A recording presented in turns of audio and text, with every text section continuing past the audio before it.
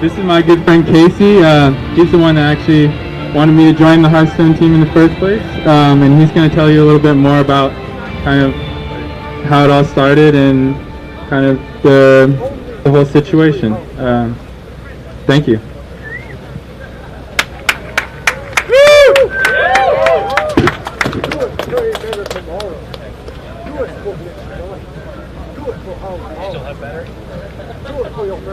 Hello everyone.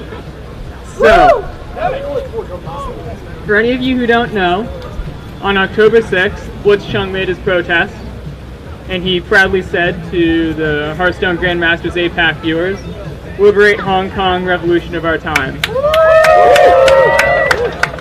And 2 days later, he had been removed from Grandmasters, he had his entire Season 2 prize money revoked, the casters were removed, and he was banned from competing in Hearthstone esports for a year. Later that evening, after it was announced, we made our protest in TESPA. A simple sign.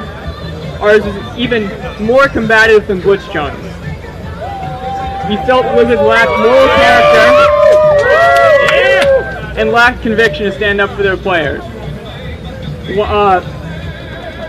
And even worse, 2 days later, we were assigned another match on TESPA. We weren't banned for a week, and Blitzchung was. Well, Blitzchung number one. On Friday, Blizzard did release the new memo that removed his ban somewhat.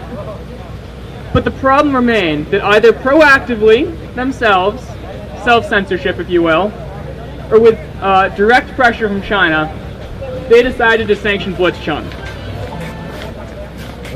And they made this change because the community was in uproar. But why was the community in uproar? It was precisely because Blizzard responded to China with their ban. They emphasized neutrality on their own channels, but they didn't have neutrality. Because in making that draconian of a ban, they picked a side. They weren't neutral.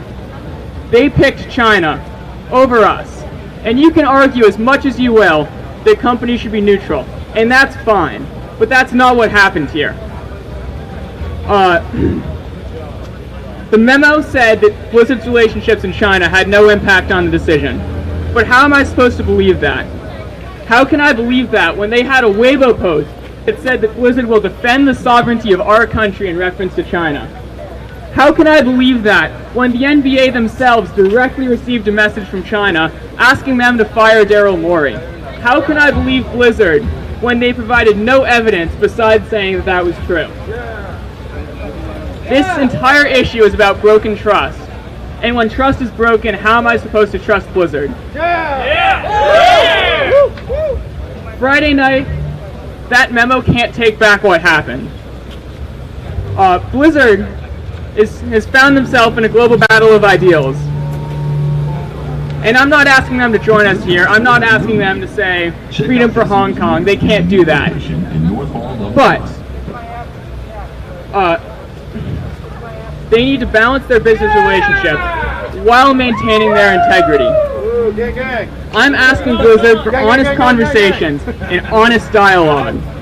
They are in a hard situation here. All American companies are. But fundamentally, at the end of the day, it comes down to ideals.